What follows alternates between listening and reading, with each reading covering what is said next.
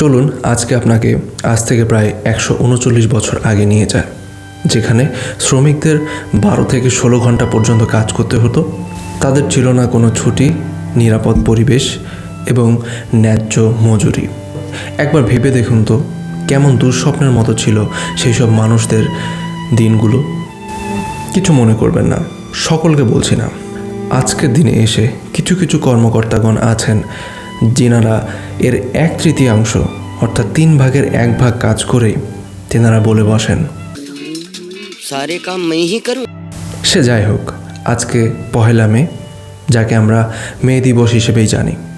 তবে সত্যি কথা বলতে আমরা অনেকেই জানি না আজকের দিনে কেন আন্তর্জাতিকভাবে ছুটি থাকে, আর কেনই বা এই দিনটিকে 1 মে বা শ্রম দিবস হিসেবে পালন করা হয় মে দিবস হিসেবে।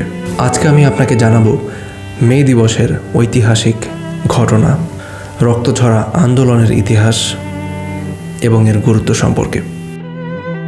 1 মে আন্তর্জাতিক শ্রমিক দিবস, যেটিকে পুরো পৃথিবী মে দিবস নামেই বেশি চিনে। দিনটিকে আন্তর্জাতিকভাবে ছুটির দিন হিসেবেও মানা হয়।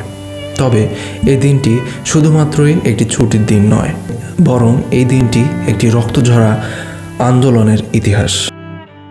সাল 1886, আমেরিকার শিকাগো শহরে তখনকার সময় শ্রমিকদের দৈনিক 12 থেকে 16 ঘন্টা পর্যন্ত কাজ করতে হতো।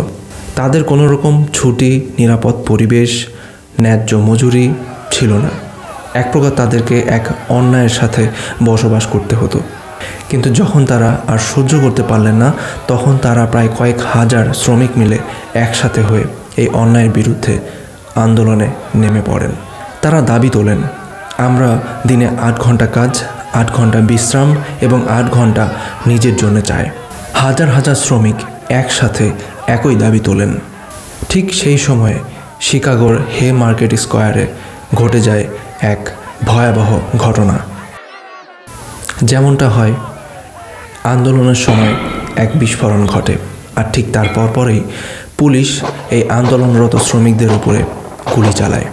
বহু শ্রমিক তাতে মারা যান, আহত হন শত শত জন। আর ঘটে যায় একটি ঐতিহাসিক ঘটনা। এই রক্তিম ঐতিহাসিক ঘটনার জন্যই আজকের মে দিবস, যেটা আমরা পালন করি এবং পা নাচে নাচে ছুটির দিন কাটাই। এই ঘটনার পর থেকে পুরো বিশ্বব্যাপী শ্রমিক সংগঠনগুলো 1 মেকে শ্রমিকদের অধিকার আদায়ের দিন হিসেবে স্বীকৃতি দিতে শুরু করে।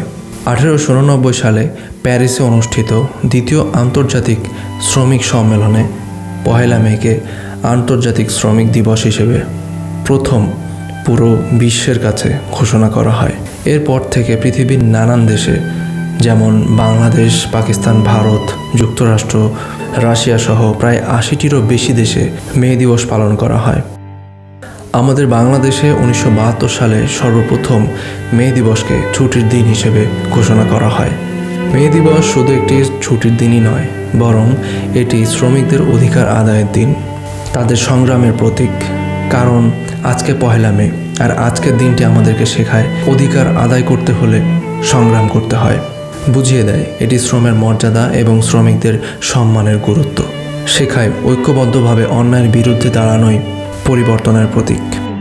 আরেকটি কথা, যদি এই ভিডিওটি আপনার ভালো লেগে থাকে তাহলে লাইক, শেয়ার এবং সাবস্ক্রাইব করতে ভুলবেন না। এবং অবশ্যই করে কমেন্ট করে জানাবেন আপনি বর্তমানে কোন পেশায় রয়েছেন আর মে দিবস নিয়ে আপনি কি ভাবছেন।